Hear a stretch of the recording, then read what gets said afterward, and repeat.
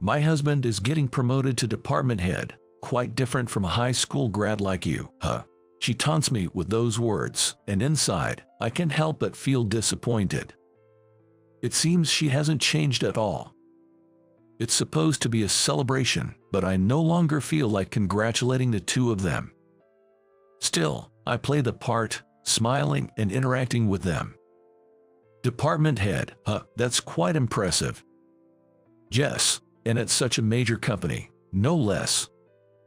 The name of that major company is one I'm very familiar with.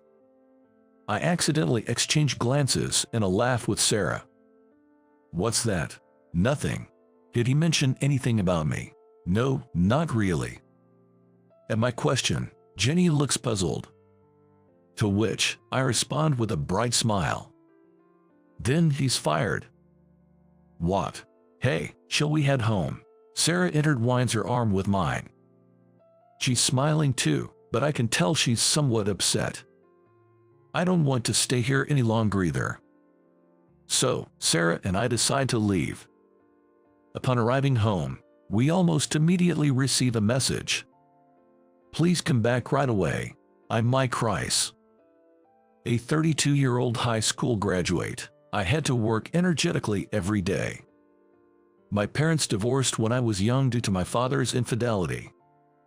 After that, my mother worked tirelessly from morning till night every day to raise me.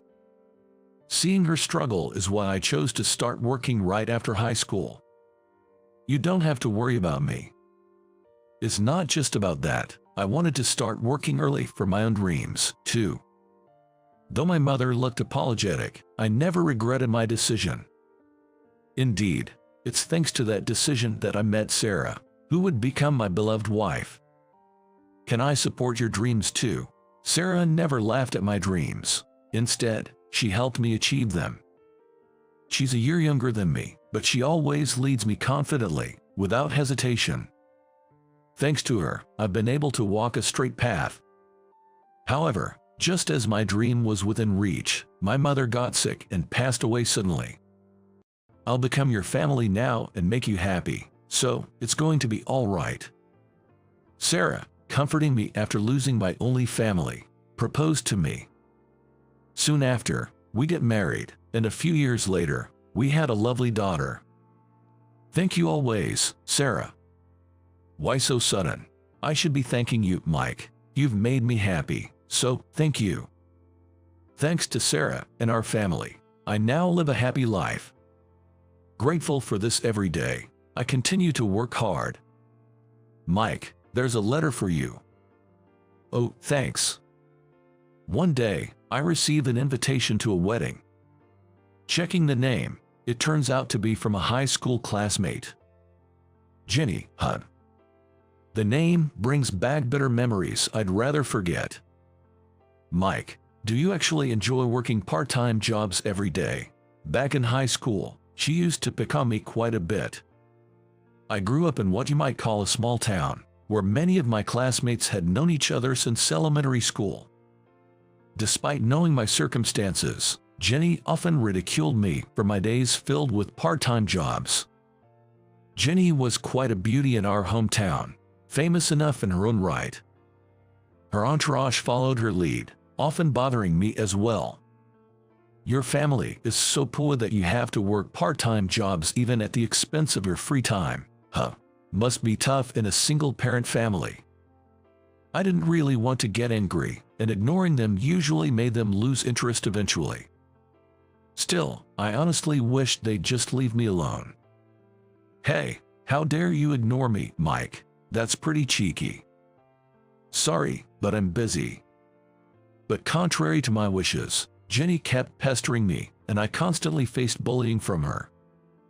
Especially after people found out I was only a high school graduate. That's kind of pathetic. Hearing that from Jenny, my classmates laughed loudly at me. Is something wrong? Holding the invitation and giving a wry smile, I'm approached by Sarah, holding our daughter. I had already told Sarah about the bullying I faced in the past. Just remembered something unpleasant. Oh, this name. When I show her the invitation, She seems to recognize both the bride and groom's names. Her reaction prompts me to check the groom's name, and it turns out he's an employee at my company. Guess I have to attend. Despite that, I'm still hesitant about going. Mike, is that you? Was that Jenny by any chance?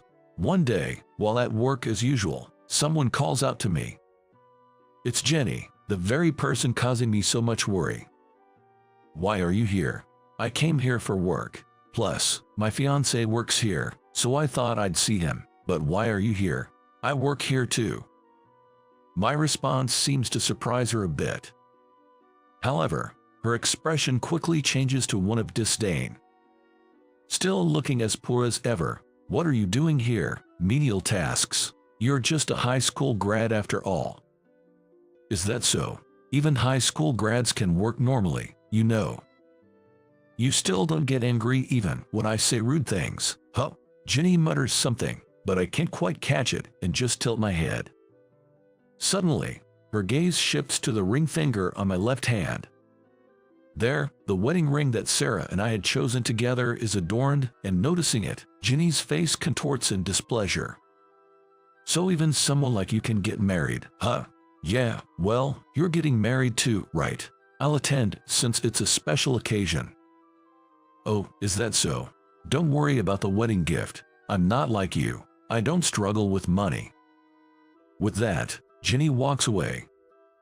Not that I'm struggling with money now, either. Thinking this, I return to my work. Later, I tell Sarah about my encounter with Jenny. So that happened. Kind of surprising, actually. Surprising? About what? Listening to my story, Sarah tilts her head, puzzled. After hearing more, it turns out she's actually in charge of Jenny's transactions. From her observations, Jenny is very diligent in her work, earning high praise from Sarah. She never mixes personal matters with work, and I even saw her speaking kindly to the maintenance staff, Sarah remarks. Really? Jer, but more importantly, the conversation that follows genuinely surprises me. And to see it for myself, I decide to attend the wedding. Eventually, the big day arrives. Sarah, leaving our daughter with her parents, agrees to accompany me. Dressed in a beautiful gown and with makeup different from her usual style, Sarah looks stunning, so adorable. Hey, the star of today is Jenny, you know. Sorry, it's just that you look so beautiful. The wedding ceremony goes smoothly, and we move to the reception hall. There, some former classmates take an intense interest in Sarah. How did a guy like you manage to land such a beauty? Hey, introduce me to your wife, will you? Feeling annoyed by their interference, Sarah and I decide to leave early. What are they even thinking? Asking to be introduced to my wife. Mike, you mean, the high school graduate. Just then, we bump into the bride and groom, who had stepped out for a moment. High school graduate. Though David not recognize me. Congratulations on your wedding. Yeah, thanks. But I heard from Jenny. Are you really just a high school graduate? It's kind of rare these days, isn't it? David laughs heartily at his own comment. His behavior almost makes me want to shake my head in disbelief. Hey, David, come over here. Just when I consider addressing his attitude, David gets called away by some of his male friends. Then, Jenny looks at me with a smirk of disdain. My husband is getting promoted to department head, quite different from a high school graduate like you, huh? She mocks me with those words, and I can't help but feel disappointed inside. It seems she hasn't changed at all. It's supposed to be a celebration, but I no longer feel like congratulating the two of them. Still, I play the part, smiling and interacting with them. Department head, huh, that's quite impressive. Yes, and at such a major company, no less. The name of that major company is one I'm very familiar with. I accidentally exchange glances and a laugh with Sarah. What's that? Nothing. Did he mention anything about me? No, not really. At my question, Jenny looks puzzled. To which I respond with a bright smile. Then he's fired. What? Hey, shall we head home? Sarah intertwines her arm with mine. She's smiling too, but I can tell she's somewhat upset. I don't want to stay here any longer either. So, Sarah and I decide to leave.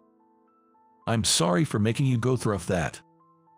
It's okay, let's go home and relax, just the two of us. Sarah says with a smile, and I realize how truly fortunate I am to have her by my side. Upon arriving home, we almost immediately receive a message. Please come back right away. Hearing those words, I can't help but feel incredulous that they're only realizing it now.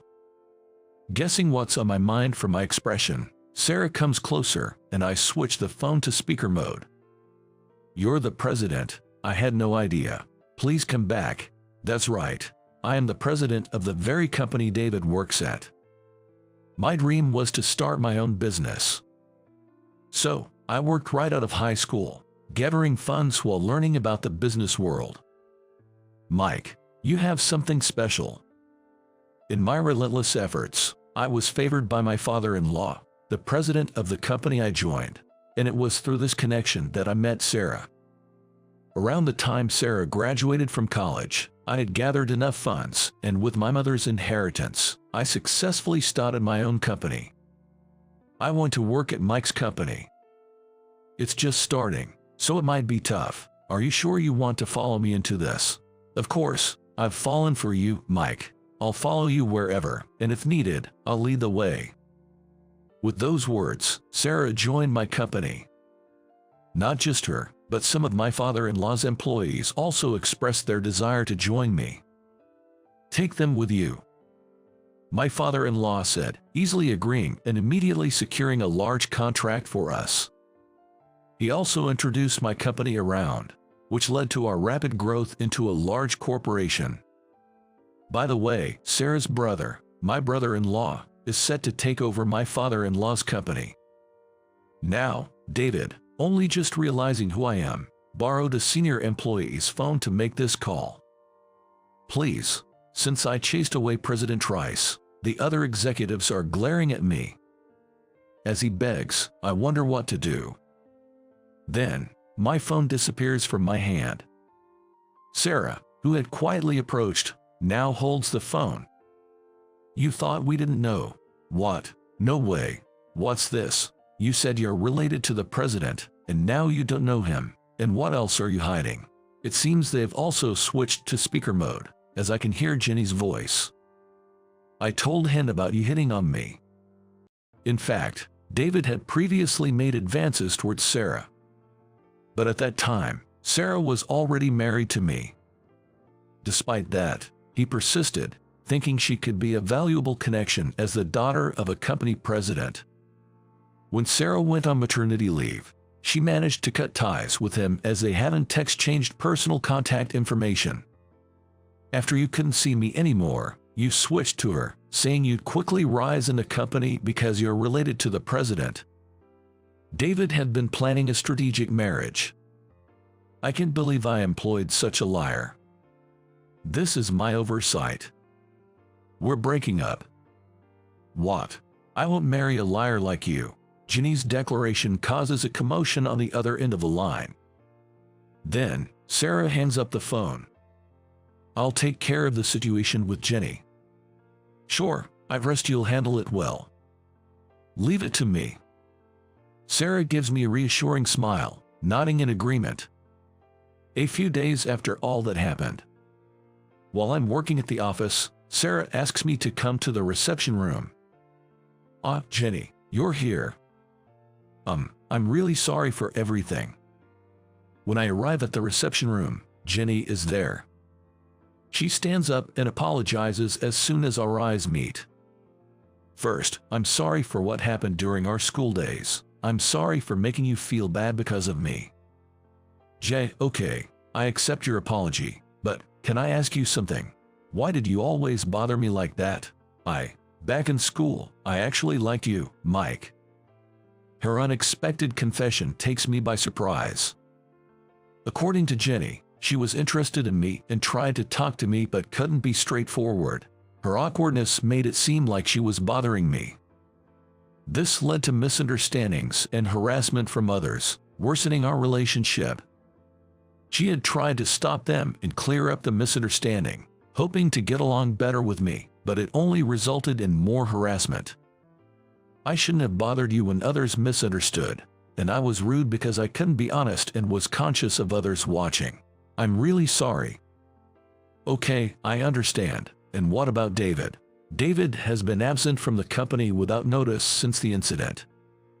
His immediate supervisor, Ethan, has been trying to contact him, but it seems he's been ignoring all attempts. The events at the wedding have spread throughout the company, making it an uncomfortable situation for him. We broke up. Jenny states clearly. She found out about Sarah and me being married before Sarah went on maternity leave. Jenny didn't know I was the president, but she had mixed feelings about me being married. That's when David approached her. He started rumors about them dating, and she got caught up in it, leading to their relationship. It continued half-heartedly until her parents and relatives pressured her to get married soon. I didn't want to marry with such unresolved feelings. Her parents told her not to let go of David, the soon-to-be department head, and to hurry up and show them grandchildren, as there would be no worries with a successful man. The reunion with me stirred up those unresolved feelings, leading to her lashing out. I really am sorry for the trouble I caused. Jenny apologized deeply. I accept her apology, understanding her situation. By the way, it seems she has completely gotten over her feelings for me. Seeing Jenny's relieved expression, both Sarah and I exchanged smiles, feeling reassured. Following the incident, David is, of course, dismissed from the company. He was claiming to be related to me and acting arrogantly because of it. It seems most employees didn't take him seriously and just brushed it off, but a few believed him. Sarah, realizing he had been spreading lies, had some employees gather evidence under her direction. I didn't notice at all. I need to reflect on that. You've been busy with new contracts and business expansions recently, but it's good to reflect. Let's pay more attention to the employees too. Yes, that's right. With the evidence and his recent unauthorized absences, we were able to fire David without issue. After hearing about this incident from Sarah, I sought help from my angry father-in-law to deal with David. I relied on my father-in-law's extensive network of connections. David was sent to a remote location to do physical work.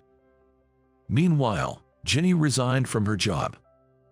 It seems she was deceived by David too, but it became too uncomfortable for her. Plus, her parents disowned her. Her parents cut ties with her over the incident, saying she was a disgrace for not providing grandchildren and breaking off the engagement. Jenny, who lived with her parents, was kicked out of her home and is now staying in a business hotel. They called me a disgrace for not showing them grandchildren and breaking off the engagement on my own.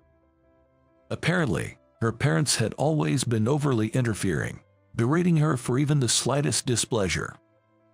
To outsiders, they appeared kind, leading to Jenny's awkward personality. Now that she's distanced herself from her parents, this might be a good opportunity. Jenny, if you're okay with it, how about working with us? That sounds great. I've always wanted a right-hand person. You would be perfect since you're so capable and can start contributing immediately. Plus, if you join our company, you can move into the company housing. Sarah agrees with my proposal. Jenny looks at us, seemingly bewildered. I need your help. Yes. Thank you very much. Jenny nods, her eyes brimming with tears, accepting my offer. Then, Jenny joined our company. She's really outstanding. She quickly became my right hand and has been a great help. Jenny quickly demonstrated her abilities, significantly boosting our performance. And Sarah's workload has been reduced significantly. Hiring her was definitely the right decision. Truly, it was a good call. Sarah nods, stroking her belly in agreement. To celebrate our improved performance, we decided to have a meal with my in-laws. We invited Jenny to the dinner as a key contributor. Is this your daughter? She's adorable.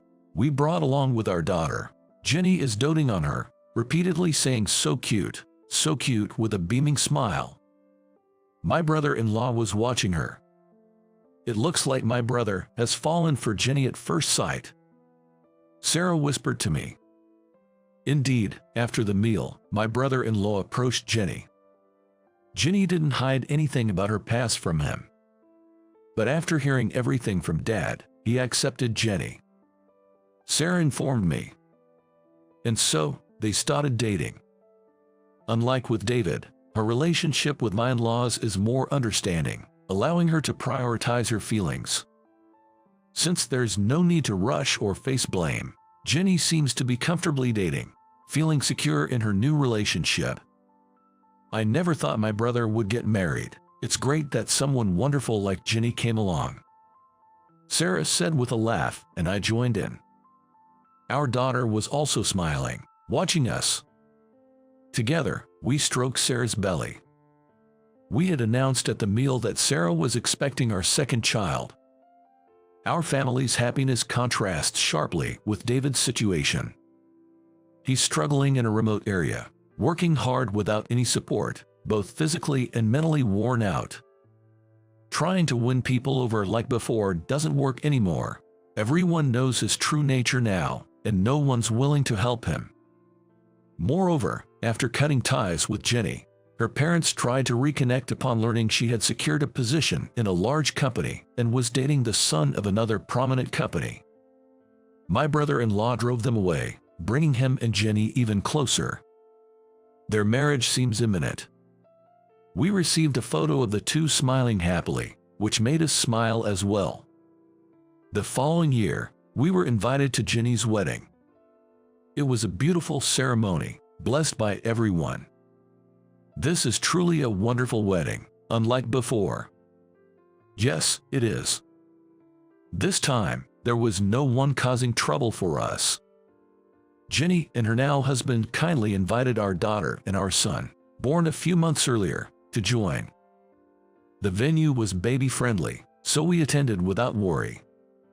I want to be a beautiful bride like her one day. Our daughter murmurs this as she gazes at Jenny. Sensing my mixed feelings, Sarah laughed. I vow in my heart to always protect a home filled with smiles like this. Together, we celebrate the couple's happiness.